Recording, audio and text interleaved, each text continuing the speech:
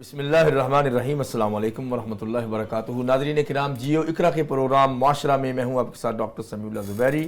آج بات کریں گے بچوں اور جوانوں کے کردار پہ اور ان کی تربیت پہ، ان کی ذہن سازی پہ کہ اسلام کتنا اہتمام کرتا ہے اور اسلام کے ماننے والوں نے اور ریفارمرز میں کتنا بچوں کو اور جوانوں کو فوکس کیا ہے۔ پروگرام میں ہمارے ساتھ روزانہ ہوتے ہیں پروفیسر ڈاکٹر سہیل حسن صاحب۔ السلام علیکم ورحمۃ اللہ۔ وعلیکم السلام ورحمۃ اللہ۔ کیسے ہیں سر آپ؟ خیریت سے؟ الحمدللہ۔ اور آج ہمیں اسپیشلی جوائن کیا ہے ابو سعد نے، وقاص ان کا نام ہے اور یہ یوتھ پہ بہت کام کرتے رہتے ہیں۔ السلام علیکم ورحمۃ اللہ۔ وعلیکم السلام۔ کیا حال ہے؟ الحمدللہ۔ یوتھ کیسی چل رہی ہے؟ الحمدللہ جی، بہت سے پروجیکٹس ہیں، کام ہے، آپ سے بات کریں گے۔ پروگرام کا فارمیٹ یہ ہے کہ ہم سر سے بات شروع کرتے ہیں۔ ڈاکٹر سہیل حسن صاحب، عبداللہ ابن عمر، عبداللہ ابن زبیر، عبداللہ بن عباس، عبداللہ بن عمر ابن عاص، یہ سب جو عبادلہ ہیں، عبداللہ ہیں، یہ سارے چھوٹے چھوٹے بچے تھے پہلے نبی علیہ السلام کے سامنے، اور ان کا اسلام میں بہت کنٹریبیوشن ہے۔ آخر کیا وجہ تھی کہ وہ بڑا ان کو اپریسیشن ملتی تھی؟ بسم اللہ الرحمن الرحیم، الحمدللہ رب العالمین، والصلاة والسلام علی سید المرسلین وعلی آلہ وصحبہ اجمعین۔ جی ہاں، آپ نے صحیح کہا کہ صحابہ کرام میں خاص طور پہ جو نوجوان تھے اور پھر ان کو نبی کریم صلی اللہ علیہ وسلم کی صحبت ملی، آپ کی تربیت ملی، آپ کا پورا ان کے ساتھ وہ مشفقانہ رویہ تھا، وہ اسی وجہ سے ہے کہ اللہ تعالیٰ نے بھی قرآن کریم میں نوجوانوں کو اہمیت دی۔ جی، جب یہ کہا کہ انہم فتیۃ آمنوا بربہم وزدناہم ہدی، ان نوجوانوں کا ذکر کیا جنہوں نے اپنے ایمان کی حفاظت کے لیے غار میں پناہ لی اور پھر وہاں پہ 309 سال تک وہیں پہ سوتے رہے، یہاں تک کہ اللہ نے پھر ان کو اٹھا دیا، دکھا دیا پوری دنیا کو کہ اللہ تعالیٰ جیسے چاہے کر سکتا ہے۔ تو یہ نوجوانوں کا ہی تھا کہ ان نوجوانوں کے لیے کتنا بڑا اعزاز تھا کہ اللہ نے قرآن کریم میں ان کا ذکر فرما دیا جو قیامت تک پڑھا جاتا رہے گا۔ دوسری طرف دیکھیے کہ نبی کریم صلی اللہ علیہ وسلم نے جو ایک حدیث میں یہ فرمایا کہ سبعۃ یظلھم اللہ فی ظلہ یوم لا ظل الا ظلہ، کہ وہ جو 7 خوش قسمت افراد ہیں کہ جن کو قیامت کے دن عرش الہی کا سایہ نصیب ہوگا جبکہ کوئی اور سایہ نہیں ہوگا۔ 7 کیٹیگریز ہیں، 7 کیٹیگریز ہیں، اسی میں ایک نوجوان بھی ہے، شاب نشأ فی عبادت اللہ، کہ وہ نوجوان جو اللہ کی عبادت میں جس کی نشو و نما ہوئی، اس کو بھی وہ مقام اور مرتبہ ملے گا کہ وہ وہاں پہ عرش الہی کا سایہ اس کو نصیب ہو جائے۔ ماشاءاللہ۔ تو یہ دیکھیے کہ کس طرح پھر قرآن کریم نے بھی اور نبی کریم صلی اللہ علیہ وسلم نے ان نوجوانوں کو اہمیت دی اور ان کو بڑے بڑے مقامات دیے، مرتبے دیے، ان کو مختلف چیزوں کی اسائنمنٹ دی کہ کریں۔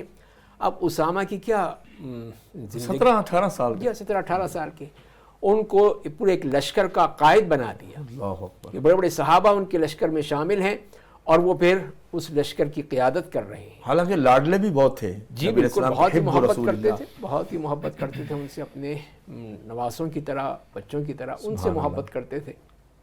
تو ان کو پھر اس لشکر کا قائد بنایا۔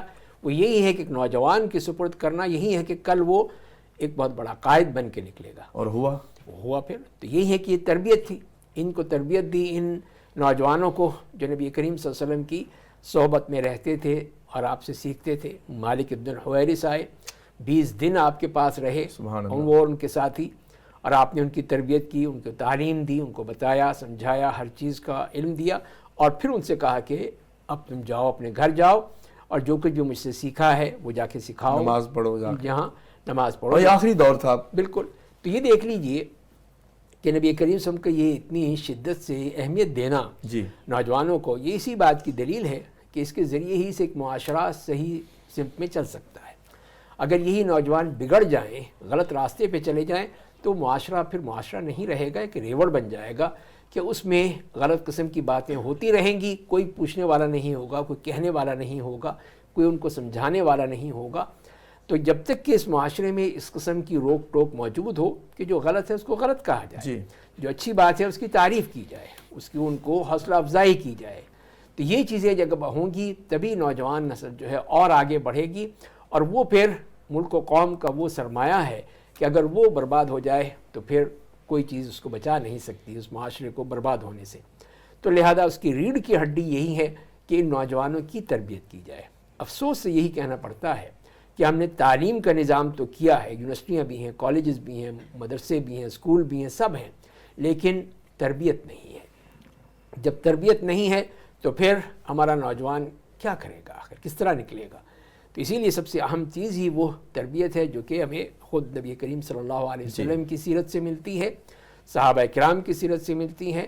اسی لیے سیدنا عمر بن خطاب رضی اللہ تعالیٰ عنہ یہی کہا کرتے تھے کہ دیکھو سخت جان بنو۔ واہ، بچوں نوجوانوں کو کہا کرتے تھے کہ سخت جان بنو، جو ابھی 18 سال سے بھی چھوٹے ہیں۔ جی بالکل، ان کے لیے یہ تھی کہ تاکہ تم آگے تم نے جو مختلف چیلنجز ہیں ان کو تم نے فیس کرنا ہے۔ اتنی زبردست بات ہے۔ اسی لیے انہوں نے ہمیشہ یہی کرتے تھے کہ آگے بڑھو، اپنے سخت یعنی اور موٹے کپڑے پہنو، یعنی کہ ناز و نعام میں پلے ہوئے جو بچے ہیں وہ کچھ نہیں کر سکتے، وہ صرف وہ یہی ہے کہ اپنے کھانے پینے میں اور عیاشی میں جو ابھی ہو رہا ہے، جو ہو رہا ہے، تو اس کے بجائے جو بالکل وہ چیز ہے وہ سامنے آئے گی، تبھی یہ معاشرے کے لیے کچھ کر سکے۔ بہت عمدہ گفتگو ہوئی ہے ڈاکٹر صاحب سے، اور مقدمہ آپ کو انہوں نے دے دیا ہے۔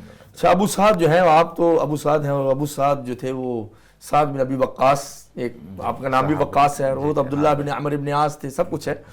اچھا یہ بتائیے کہ نوجوان وہ ہیں جو جوانوں سے نیچے ہوتے ہیں تھوڑے سے، ڈاکٹر صاحب نے اس کی مقدمہ بتا دیا، آپ یوتھ پہ کام کر رہے ہیں، جوان اس وقت ان کی تربیت کا کیا بندوبست ہے؟ الحمدللہ جی، جیسے ڈاکٹر صاحب نے کہا نا کہ قرآن بھی ہمیں یہی سکھاتا ہے کہ نوجوان کا مطلب یہ نہیں ہے کہ وہ اپنا ٹائم ویسٹ کرتا رہے اور اپنی زندگی کا کچھ حصہ ایسے ہی جو ہے گزار دے۔ جوانی بہترین جی، خاص کر یہ جو کتنی امپورٹنٹ حدیث ہے کہ اس دن جس دن کوئی سایہ نہیں ہوگا اللہ تعالیٰ کے سائے کے علاوہ، ایک پرٹیکولر کیٹیگری ہے، یہ ریزروڈ سیٹ ہے ان نوجوانوں کے لیے جنہوں نے اپنی جوانی ضائع نہیں کی، وہ اللہ تعالیٰ کی عبادت کرتے رہے اور مسجدوں میں جو ہے وہ اللہ تعالیٰ کو سجدے دیتے رہے۔ تو قرآن مجید بھی یہی سجیسٹ کرتا ہے، اور میں چاہتا ہوں کہ ہم لوگ ایک لمحے کے لیے ذرا سوچیں کہ ہماری زندگی، ہمارے نبی کریم صلی اللہ علیہ وسلم کی زندگی میں ایک ایسا مومنٹ بھی آیا، 11واں سال ہے نبوت کا، اور مکہ والے جان کے پیچھے پڑے ہوئے ہیں۔ رسول اللہ خود اپنے شہر میں جب آتے ہیں تو پروٹیکشن لے کے آتے ہیں جی، تو چند ایک صحابہ ہیں جو ان کے ساتھ ہیں، ابو بکر، علی بن ابی طالب، عمر بن خطاب۔ اب حج کا سیزن آ جاتا ہے اور یہ دور جاہلیت کا جو ہے حج ہوا کرتا تھا، تو رسول اللہ صلی اللہ علیہ وسلم جو رحمت للعالمین ہیں وہ کیمپ ٹو کیمپ جاتے ہیں، and you know he was trying to present the Islam, کہ جی آپ اسلام کے بارے میں آپ چاہتے ہیں کہ میں آپ کو بتاؤں، خود جاتے ہیں، یعنی بہت بہت مشکل کام ہوتا ہے یہ۔ کئی بندوں نے کہا کہ نہیں جی we are not interested, go to some other camp, پھر وہ دوسرے کیمپ پہ جاتے ہیں، اور پھر اس طرح چلتا رہتا ہے۔ تو اللہ کے نبی کیا آبزرو کرتے ہیں کہ یثرب سے کچھ نوجوان آتے ہیں، کچھ احادیث میں آتا ہے 6 تھے، کہیں میں آتا ہے کہ 12 تھے، ان میں اسد بن زرارہ بھی ہیں۔ اچھا، اسد بن زرارہ یہ یثرب کے سرداروں میں سے جو ہے ینگ صحابی تھے، بعد میں جو ہے صحابی بن جاتے ہیں، ان کی عمر اس وقت 19 سال تھی۔ اچھا، تو جب رسول اللہ ان کو بتاتے ہیں اسلام کے بارے میں، وہ اسلام قبول کر لیتے ہیں۔ ان کی وجہ یہ بنی کیونکہ انہوں نے یہ سوچا کہ ہمارے ہاں یہ جو یہودی رہا کرتے ہیں تو وہ کہا کرتے تھے کہ ایک نبی آنے والا ہے، ہم ان پر ایمان لے کے آئیں گے اور پھر جو ہے ہم ان کی سپرویژن میں پوری دنیا میں رول کریں گے، اس سے پہلے کہ وہ اسلام قبول کریں ہم کر لیتے ہیں۔ تو رسول اللہ صلی اللہ علیہ وسلم جب ان کو دعوت دینے لگے تھے تو باقی لوگ کہہ رہے تھے کہ یہ تو نوجوان ہیں، ان کو تو اپنی پرواہ نہیں ہے، اور یہ خود لڑائیوں میں اپنی زندگیاں گزارتے ہیں، یہ کیا فائدہ پہنچا سکتے ہیں۔ لیکن رسول اللہ کو پتہ تھا کہ what is the capability of a young person, جب وہ ٹھیک ہو جاتا ہے تو دنیا کا رخ بدل سکتا ہے، کیونکہ اپنا دفاع بھی کر سکتا ہے۔ جی، اور یہی ہم نے دیکھا کہ وہاں سے جب جرنی سٹارٹ ہوتی ہے، اگلے سال پھر جو ہے 72 جو ہے صحابہ آتے ہیں، اور پھر جو ہے فتح مکہ اور سارا، تو یعنی جو انیشیشن تھی وہ کیا تھی، ان صحابہ کی تھی، ینگ صحابہ کی تھی۔ تو یعنی ہمیں امید نہیں ہارنی چاہیے۔ الحمدللہ میں سمجھتا ہوں کہ اتنے فتنوں کے ہوتے ہوئے، جہاں پہ اللہ کے نبی نے یہ فرمایا تھا نا کہ یأتی علی الناس زمان الصابر فیہم علی دینہ کالقابض علی الجمر، کہ لوگوں پر ایسا زمانہ بھی آئے گا، اتنا مشکل زمانہ ہوگا کہ دین پر چلنا ایسے ہے کہ جیسے جلتے ہوئے کوئلے کو ہاتھ پہ پکڑنا، اتنا مشکل ہے، بہت مشکل ہے، یعنی پکڑنا مجبوری ہوگی، آپ چھوڑ دیں گے تو پھر اسلام ہاتھ سے چلا جائے گا۔ اس دور میں بھی آپ انشاءاللہ یونیورسٹیز میں جائیں، کیمپسز میں جائیں، آپ کو کچھ ایسے نوجوان ملیں گے جو کہ پریکٹسنگ ہے، نماز پڑھتے ہیں، ان کی داڑیاں ہیں، آپ کو ایسی سسٹرز ملیں گی ماشاءاللہ، ویلفیئر ورک کرتے ہیں، جی جی، وہ یعنی حجاب میں اور سب کچھ کرتے ہیں۔ تو الحمدللہ ان میں بڑی خیر ہے، جیسے ڈاکٹر صاحب نے کہا کہ ان کی مزید تربیت کرنے کی ضرورت ہے۔ اور you know if you talk about youth club, الحمدللہ we are working in youth club, اس میں ایک ہم نے بہت ہی زبردست ایک ایونٹ ابھی پل آف کیا تھا وچ از دا لیڈرشپ ایونٹ. ہم ان لڑکوں کو نوجوانوں کو لے کے جاتے ہیں 3 دنوں کے لیے, ذمہ دار بنانے کے لیے, یعنی تھوڑا سا ناردرن ایریاز میں لے کے چلے گئے. تو وہاں پہ ہم نے الحمدللہ ان کی تربیت بھی کی, ان کو لیڈرشپ سکلز بھی سکھائی کہ یہ کیسے اسٹرانگ مسلم بن سکتے ہیں, کیسے فائنینشلی اسٹرانگ بن سکتے ہیں. ساتھ میں الحمدللہ تربیت کا بھی ایلیمنٹ تھا. اور یقین کیجیے گا یہ جو اسٹوڈنٹس تھے, یہ جتنے بھی ہمارے ایلیٹ سکولز ہیں, ان کے جو ٹاپرز بچے ہیں ہم نے ان کو جو ہے سلیکٹ کیا تھا. تو پھر اس کے بعد یہی ہوا کہ الحمدللہ اب ہمیں یہ پتہ چل رہا ہے کہ یہی لڑکے جو کہ پریکٹسنگ نہیں تھے, ماشاءاللہ انہوں نے اپنی سوسائٹیز بھی بنا لی ہیں, ویلفیئر کا بھی کام کرتے ہیں اور یہ آگے بڑھ رہے ہیں انشاءاللہ. تو this is what we have to understand کہ ہمیں as an elder we have to work on these youngsters. تو انشاءاللہ اس میں جو ہے بڑی خیر. بالکل جیسے وقاص نے کہا کہ ڈس اپوائنٹ نہیں ہونا چاہیے. ناظرین یہاں وقت ہوا چھوٹی سی بریک کا. بریک کے بعد ڈاکٹر سہیل حسن سے پوچھیں گے مزید بچے صحابہ کے بارے میں کہ جو نبی علیہ السلام کے ارد گرد تھے اور کتنی محبت حاصل کرتے تھے. ہمارے ساتھ ویلکم بیک ناظرین. جیو اقرا کے پروگرام معاشرہ میں گفتگو ہو رہی ہے بچوں کے کردار پہ, جوانوں کے کردار پہ. دونوں الگ الگ سٹیپس ہیں. ڈاکٹر سہیل حسن سے بات ہو رہی ہے. ڈاکٹر صاحب نبی علیہ السلام کے ارد گرد بہت سے بچے تھے صحابہ, 10 سال کے, 12 سال کے. حضرت عبداللہ بن عباس آپ کے فرسٹ کزن 9-10 سال کے ہیں. وہ مشہور حدیث ہے یا غلام, وہ ذرا تھوڑا سا بتائیے. جی ہاں بالکل صحیح کہا آپ نے کہ نبی کریم صلی اللہ علیہ وسلم کے ارد گرد جتنے بھی اس قسم کے بالکل ہی نوعمر بچے تھے اور یہی صحابہ, اور پھر انہوں نے علم حاصل کیا اور اس میں ائمہ بنے. عبداللہ ابن عباس رضی اللہ تعالیٰ عنہما کی مثال بہترین مثال ہے. سبحان اللہ. کہ جس طرح ان کی تربیت آپ کر رہے ہیں کہ یا غلام, اور پھر آپ کہتے ہیں احفظ اللہ یحفظ کا, احفظ اللہ تجدہ تجاہک. غلام سے کیا مراد؟ بھائی بچے, میرے لخت جگر ہے, میرے بیٹے, پیار ہے, پیار کا وہ معاملہ ہے. اے نوجوان, نوجوان کہہ لیجیے کہ بڑے پیار سے کہا. یعنی وہ 10-11 سال کی عمر میں ان کو اتنا بڑا سبق دے رہے ہیں کہ آپ سیکھ رہے ہیں, سکھا رہے ہیں, بتا رہے ہیں کہ ایک تو بنیادی چیزیں جو ہیں جو کہ دل میں پوری طرح پیوست ہو جائیں, ویژن, وہ جی ہاں, تو وہ چیز دے رہے ہیں ان کو. احفظ اللہ یحفظ کا, اللہ کی حفاظت کرو, اللہ تمہاری حفاظت. اللہ کی حفاظت کیسے؟ مطلب ہے کہ اللہ کے دین کی حفاظت کرو, اس کے مطابق چلو, اس کے مطابق عمل کرو, تو اللہ تعالیٰ تمہاری حفاظت کرے گا. تو اسی سے معلوم یہ ہوتا ہے کہ آپ نے ان بچوں کو پوری طرح تربیت دی, ان کو بتایا, سمجھایا, ان کے عقائد کے لحاظ سے, جسمانی لحاظ سے, عبادات کے لحاظ سے. اب یہی عبداللہ ابن عباس اتنا شوق ہو گیا کہ میں دیکھوں کہ نبی کریم رات کو قیام اللیل کیسے کرتے ہیں. اب چھوٹی عمر میں, اور وہ شوق کیوں پیدا ہوا؟ اس محبت کی وجہ سے. اسی محبت کی وجہ سے. تو اپنی خالہ کا گھر تھا, میمونہ رضی اللہ تعالیٰ عنہا, ام المومنین جو ہے, جی ہاں, وہ آپ کی خالہ تھی. تو ان سے اجازت لی ہوگی ظاہر ہے کہ ان کی, اور رسول اللہ سے اجازت لی کہ میں رات آپ کے ہاں گزارنا چاہتا ہوں. سبحان اللہ. تو کہا جاؤ. تو پھر وہ آ گئے اور پھر وہاں پہ رات گزاری. نبی کریم صلی اللہ علیہ وسلم جو اٹھے رات کو قیام اللیل کے لیے, تو یہ بھی اٹھ گئے, فوراً اٹھ گئے. اور یہ رات کے وقت ان کو آنکھ کھل گئی, ان کی کھل گئی. ظاہر ہے کہ وہ شوق تھا, پتہ نہیں سوئے بھی ہوں گے کہ نہیں, کہ مجھے آج بہت کچھ سیکھنا ہے. تو پھر وہ غلط سائڈ پہ کھڑے ہو گئے, آپ نے ان کا کان پکڑ کے آہستہ سے رائٹ سائڈ پہ کر لیا. تو یہ ہے کہ کتنی تربیت کے ساتھ ساتھ تو یہ چیز ہے کہ ایک عملی تربیت ہو رہی ہے بچے کی, اس کو بتایا جا رہا ہے. پھر آپ کے جو ربیب تھے, جو ام سلمہ اپنے ساتھ اپنی عمر ابن ابی سلمہ, کہ وہ کھانا کھا رہے ہیں, تو وہی کہتے ہیں کہ میرا ہاتھ جو تھا وہ پلیٹ میں یوں ادھر ادھر گھومتا تھا. وہ بھی چھوٹے سے تھے نا, چھوٹے سے تھے. تو آپ نے ان سے بھی کہا کہ میرے بیٹے, میرے بچے جو ہے کہ سم اللہ, اللہ کا نام لو. اچھا, اس میں بھی پہلی نصیحت اللہ کی, اللہ کا نام ہے کہ بسم اللہ پڑھ کے کھاؤ, یہ کہا گیا. اور پھر یہ کہا کہ کل مما یلیک, اپنے سامنے سے کھاؤ. سبحان اللہ. اور یعنی اس کے مطلب یہ ہے کہ وہ تربیت کا انداز تھا کہ آپ نے وہیں کھانے پر بھی ان کو بڑے پیار سے یہ بات بتا دی. لیکن سر اس میں ایک نقطہ ہے شیئر کرنا چاہتا ہوں کہ اتنی ہی بات کی ہے جتنی اس وقت بچے کو ضرورت تھی. بالکل, لیکچر نہیں کسی کو دیا. آپ کو لیکچر نہیں, صحیح. ہم جو بعض اوقات پیرنٹس ہیں نا, پیرنٹنگ میں بہت ہی لیکچر دے دیتے ہیں. جی ہاں, وہی نا کہ بچے کو یہ بتانا ہی ہے کہ ہم وہ اس کی ایک تربیت کر رہے ہیں, نصیحت کر رہے ہیں. اس کی جو عزت نفس ہے اس کو مجروح نہیں کرنا چاہیے. لوگوں کے سامنے یہ دیکھو, اس کو بدتمیز, اس کو پتہ بھی نہیں کیسے کھانا کھاتے ہیں, یہ نہیں. یہ غلط طریقہ ہے کہ جو عموماً والدین کر دیتے ہیں کہ بچے کی عزت نفس کو مجروح کر دیتے ہیں. تو یہ چیز جو ہے وہ نبی کریم صلی اللہ علیہ وسلم کے ہاں بالکل نہیں ملتی. جیسے کہ انس ابن مالک ہیں, وہ بھی آپ کی تربیت یافتہ ہیں, 10 سال کے. وہ ہیں کہ وہ یہ کہتے ہیں کہ میں نے 9 سال 10 سال کتنی آپ کی خدمت کی ہے اور میں ہر وقت آپ کے ساتھ، تو کبھی بھی آپ نے یہ نہیں کہا کہ تم نے یہ کیوں نہیں کیا، جسٹ اتنا کہ کیوں نہیں کیا، کیوں نہیں کیا، حالانکہ کہا تھا کہ یہ کرو. یہ کرو. لیکن ظاہر بچہ ہے، ایک دفعہ کام کیا جا کے کھیلنے لگے، آپ وہ آئے دیکھا کہ تو کھیل رہا ہے، تو یہ نہیں کہ اس کو مار پیٹ کرتے، اس کو کچھ وہ سختی کرتے. بلایا بھائی میں نے تو تمہیں کام دیا تھا، کہا میں ابھی جا رہا ہوں، جاؤ. بس اتنی سی بات تھی، کوئی ضرورت ہی نہیں تھی کہ اس کو سختی کی جائے، مار پیٹ کی جائے، اس کو سرزنش کی جائے. وہ خود ہی سمجھ گئے کہ رسول اللہ نے کام کیا تھا، میں نے نہیں کیا، اور فوراً جا کے. اب دیکھیں اتنی احادیث ہیں بچوں کے بارے میں. وقاص صاحب بتائیے کہ کچھ بچے آپ کے پاس آئے ہوں گے جو بگڑے ہوئے تھے پھر ٹھیک ہو گیا، ایسی سٹوریز ہیں؟ سر بہت زیادہ سٹوریز ہیں، بلکہ کہیں آپ بھی تو ان میں سے نہیں؟ دیکھیں جی، to be very honest we learned Islam the hard وے.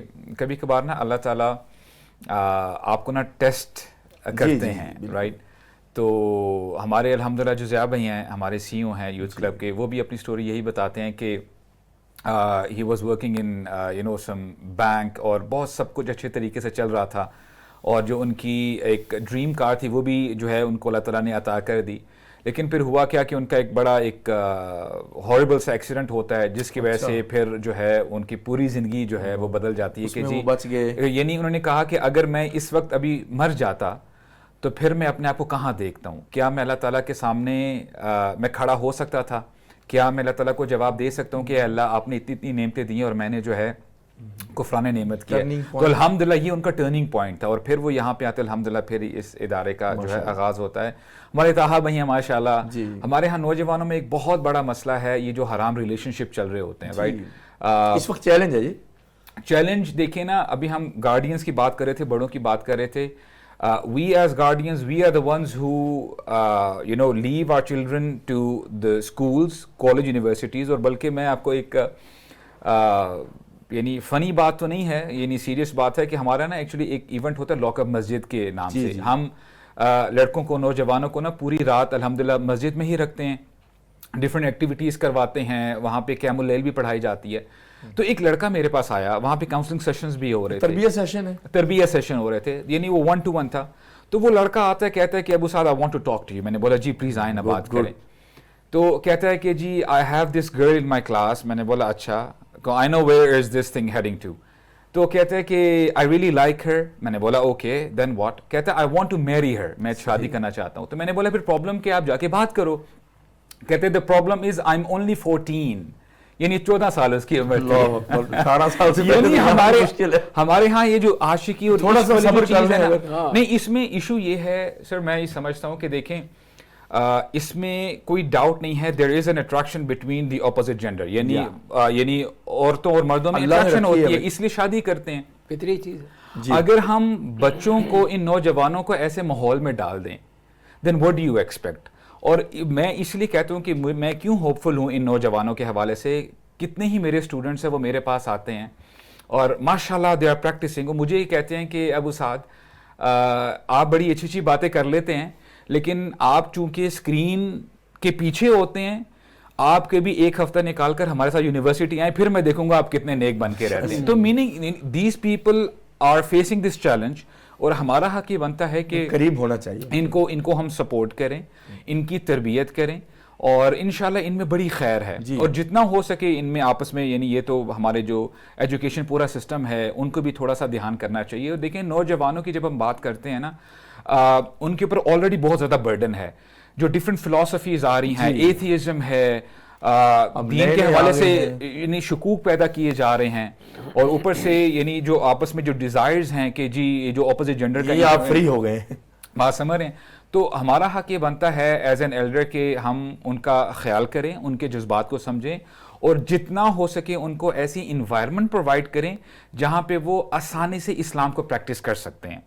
اور انشاءاللہ اس میں جو ہے بڑی خیر ہوگی انشاءاللہ. یعنی آپ نے یہ چیز دیکھی ہے کہ وہ انکریز ہو رہا ہے نمبر اصلاح کا، ہو رہا ہے. اور دیکھیں آپ نے ابھی بات کی تھی نا، یہ ڈاکٹر صاحب بتا رہے تھے کہ رسول اللہ صلی اللہ علیہ وسلم جو نوجوان ہیں ان کی اصلاح بچپن سے ہی کیا کرتے اور ٹائم دیتے تھے ان کو.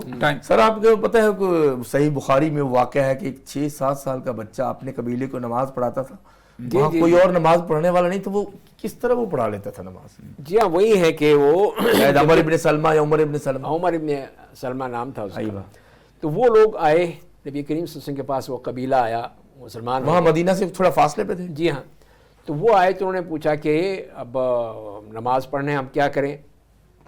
तो उनमें बताया कि ये बच्चा है, वो नमाज पढ़ा सकता है। तो कैसे हुआ? कहने कि वो जब कबीले ये काफ़िले गुजरते थे वहाँ से, हम उसी रास्ते पर मदीना से वापसी पे, मदीने से आते जाते हुए आगे जाते होंगे शायद। अच्छा। तो मैं उनसे पूछता था कि तुम कहाँ से आए? नहीं, मैं उनसे पूछता था। ये पॉइंट, ये देखिए, ये बच्चों की उसकी एक शौक, सुभान अल्लाह, कि वो बताते कि हम मदीने से आ रहे हैं, हम मक्के जा रहे हैं, मक्के से आ रहे हैं, ये जो भी बताते थे। तो मैं उनसे फिर पूछता कि तुमने क्या सीखा, क्या मालूम किया, रसूलुल्लाह ने क्या बताया? बिल्कुल। तो वो फिर आयात पढ़ते थे, वो मैं याद कर लेता था। यानी थोड़ा बहुत जो सीखा, जो भी सीखा वो याद कर। कुरान थोड़ा थोड़ा नाज़िल होता था ना? जी हाँ, वही जो उन्होंने बताया, वो तो गए नहीं थे जी। और फिर वो नमाज पढ़ाया करते थे। यहाँ तक कि एक खातून ने कहा कि पहले उसके कपड़ों का तो बंदोबस्त करो। लिबास देख लो, थोड़ा लिबास, हाँ, थोड़ा लिबास ही फिर क्या हुआ? पूरा हुआ। तो कहने उन्होंने फिर मेरे लिए एक कपड़ा वो बनाया, कमीज़ बनाई। ये भी इम्पोर्टेंट बात है। जी हाँ, कमीज़ बनाई। कहने उससे ज़्यादा मुझे खुशी नहीं जब मैंने वो नया लिबास पहना। नहीं, तो इसका मतलब है बच्चों के इंसेंटिव जो हैं, जी हाँ, ये चीज़ें भी हैं दीन की तरफ लाने के लिए। बिल्कुल, दीन के लिए। तो ये देखिए, एक बच्चे ने पूरे एक कबीले को, पूरे एक इलाके लीड को किया। वजअलना लिलमुत्तकीना इमामा, वो हकीकत में इमाम मस्जिद बन गए। अच्छा, इसी तरह सर अब्दुल्लाह इब्न उमर रज़ियल्लाहु अन्हु 15 बरस के थे। जी हाँ, नबी अलैहिस्सलाम के साथ उन्होंने हज भी किया। उनका बयान करदा हदीस हज के बारे में हज़रत जाबिर के बाद बेस्ट है। जी हाँ। तो सर वो उनके बारे में फरमाया कि अगर ये क़यामुल लैल करता है ये जवान, तो इसका असर क्या हुआ? क्या असर? बिल्कुल। उसके बाद उन्होंने जारी रखा वो। जी हाँ, एक तरह से उनको यही कि आगे बढ़ाने के लिए, हिम्मत अफजाई के लिए उनको ये जुमला कह दिया, वो सारी ज़िंदगी नहीं भूले फिर। यानी इन सब बातों से तो नाज़रीन ये पता चलता है, जैसे डॉक्टर साहब चूँकि माशाल्लाह हदीस के फील्ड के हैं, कि नबी अलैहिस्सलाम मस्जिद से जोड़ते थे और टाइम भी देते थे। ये नहीं कि उलमा के पास टाइम ही नहीं है, मैं तो आगे जाना है। सबसे अहम चीज़ तो आपके मुक्तदी हैं, आपके घर वाले हैं। अगर वहाँ आप कामयाब हो गए तो समझे आपने माशरे में अच्छा रोल प्ले कर दिया बतौर रिफॉर्मर एंड आलिम। प्रोग्राम अपने आखिरी हिस्से में दाखिल हो चुका है। यूथ पे बात करेंगे अबू साद वक्कास से। नाज़रीन हमारे साथ वेलकम बैक। नाज़रीन, जियो इकरा के प्रोग्राम मुआशरा में बात हो रही है जवानों और नौजवानों के किरदार पे, उनकी जहन साजी पे और उनके साथ प्यार मोहब्बत और पैदा करने में, डिस्टेंस दूर करने में। डॉक्टर सुहेल हसन ने बताया कि किस तरह नबी अलैहिस्सलाम छोटे छोटे बच्चों को भी टाइम देते थे, नुमान इब्न बशीर को भी टाइम दिया। इस पर बात करेंगे, कितनी अहम हदीस है वो नुमान इब्न बशीर रज़ियल्लाहु अन्हु की। वक्कास, आप बताइए कि नौजवान या जवान जो है यूथ, उसको आप नट शेल और टेक अवे क्या कहना चाहते हैं? सबसे पहली बात तो ये है कि जी हम बड़े खुश नसीब हैं कि हम ऐसे दौर में हैं कि उलमा भी हमारे पास अवेलेबल हैं और इल्म भी हमारे पास भरपूर तरीके से अवेलेबल है। वो वक्त को हम याद करें कि इमाम बुखारी और हमारे सलफ सालेहीन यानी हज़ारों मील सफ़र किया करते थे, बुक्स भी नहीं थी, और वो एक एक हदीस के लिए इतना सफ़र करते थे और कभी कभार उनको कुछ भी वहाँ से जवाब नहीं मिलता और ऐसे ही वापस आ जाते। सुभान अल्लाह। अभी तो ऐसी ऐसी ऐप्स हैं मोबाइल पे, आपको पूरा हदीस का मजमूआ इसमें आपको मिल जाता है। तो सबसे पहली बात यह है कि इस टाइम का फ़ायदा उठाएं, उलमा से जुड़ें। जैसे हम दुनियावी उमूर के लिए मिसाल के तौर पे अगर किसी शख्स को हार्ट प्रॉब्लम है तो वो स्पेशल कार्डियोलॉजिस्ट के पास जाता है, राइट। सिमिलरली जो दीन के एक्सपर्ट्स हैं, जो हमारे उलमा हैं माशाल्लाह, तो उनको अप्रोच करना चाहिए और अल्हम्दुलिल्लाह उलमा जो है अवेलेबल हैं। और इसके साथ साथ मैं स्ट्रांगली बिलीव करता हूँ कि कुरान मजीद की ये तासीर है कि वो इंसान की ज़िंदगी को बदल सकता है। The Quran has the potential, और कुरान मजीद ने बदला भी। जैसे फुज़ैल बिन अयाद रहमहुल्लाह के बारे में आता है कि वो हाईवे रॉबर थे, वो डकैतियां डाला करते थे। एक आयत की वजह से उनकी पूरी जिंदगी बदल जाती है। क्या अभी वक्त नहीं आया कि दिल बदल जाए? दिल बदल जाए। और जब उन्होंने ये आयत सुनी तो उन्होंने फिर अल्लाह ताला से कहा, ए अल्लाह, वो वक्त आ गया है, मैं अपनी जिंदगी और उस वक्त वो दीवार फलांग रहे थे जी।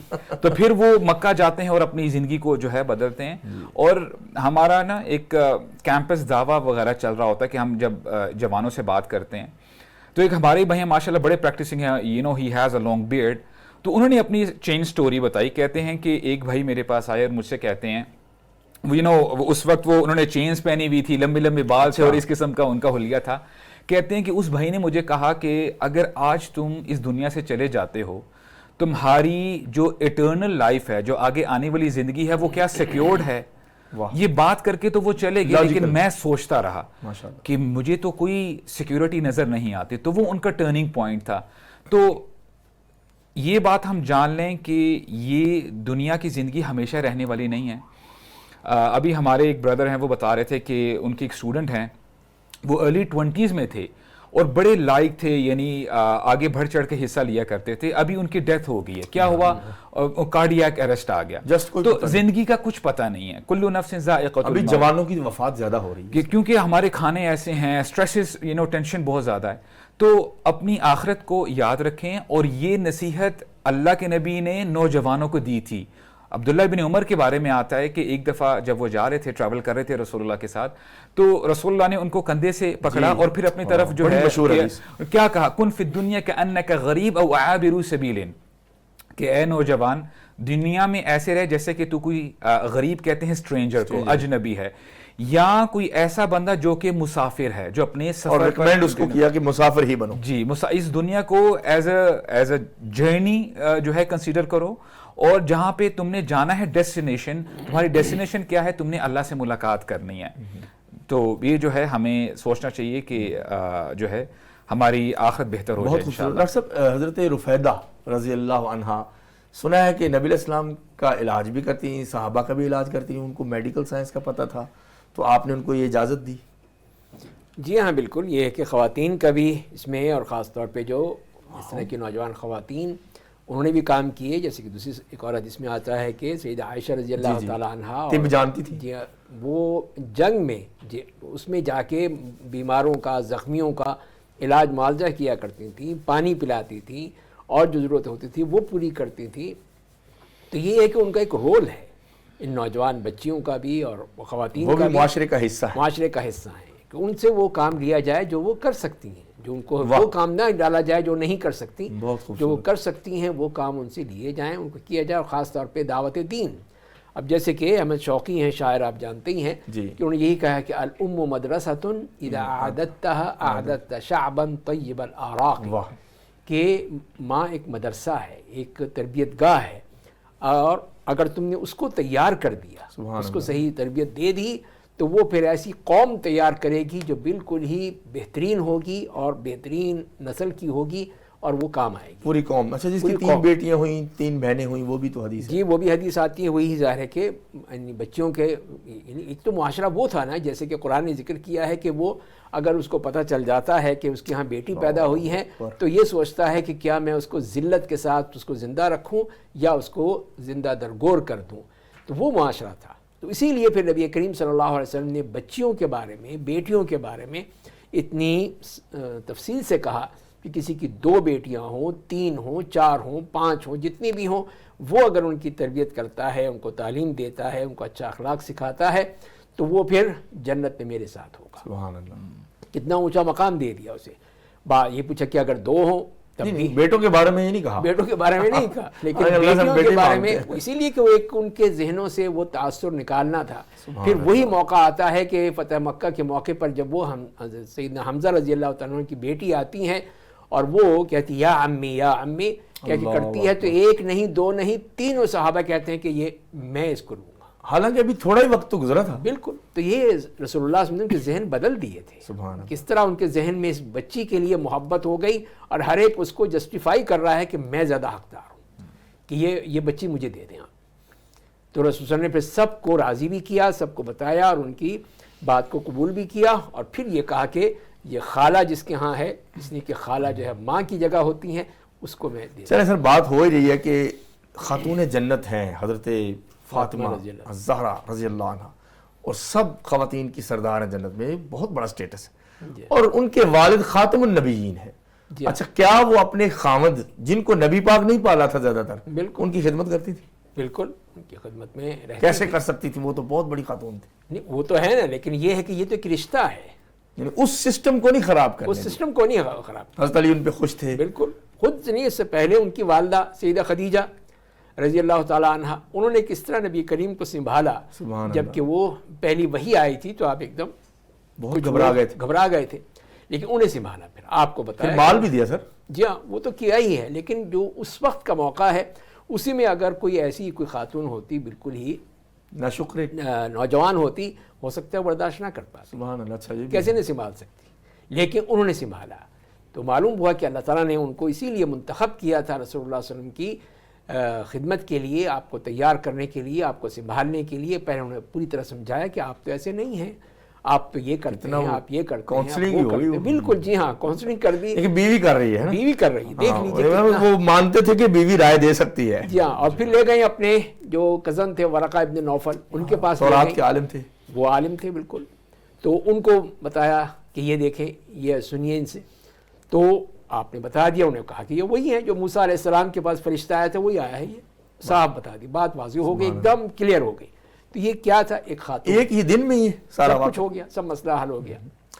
اور وہ خاتون کا ایک رول بھی سامنے آ گیا کہ کس طرح وہ خاتون اپنے شوہر کے لیے ایک ڈھال بن سکتی ہے، اس کے لیے بہترین سپورٹ ہو سکتی ہے. بہت خوبصورت مقدمہ آپ کو پری فیس مل گیا ہے. لیکن اس میں سوال ہے کہ دائی کی زندگی میں بہت ضروری ہے کہ اس کو بیک اپ کرنے کے لیے ایک داعیہ موجود ہو، مومن کے لیے ایک مومنہ ہو.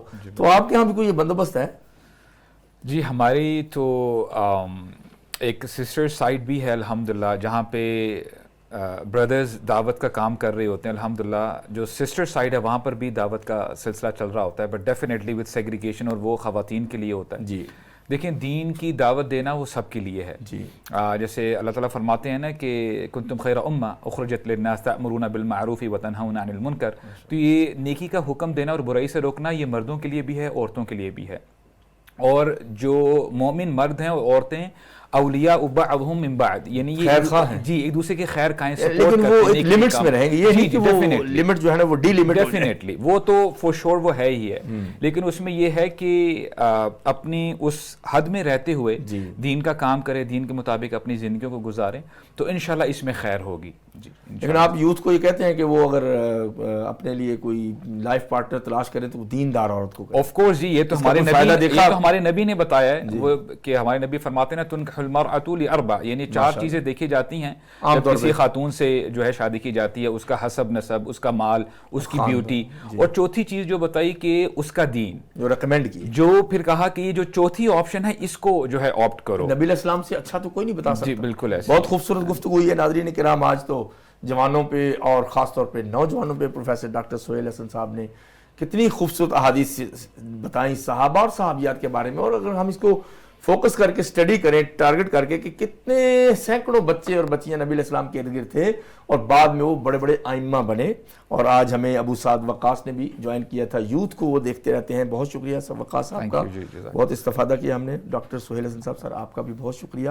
ناظرین کرام اپنے ہوسٹ ڈاکٹر سمیع اللہ زبیری کو اجازت دیجیے. اللہ حافظ.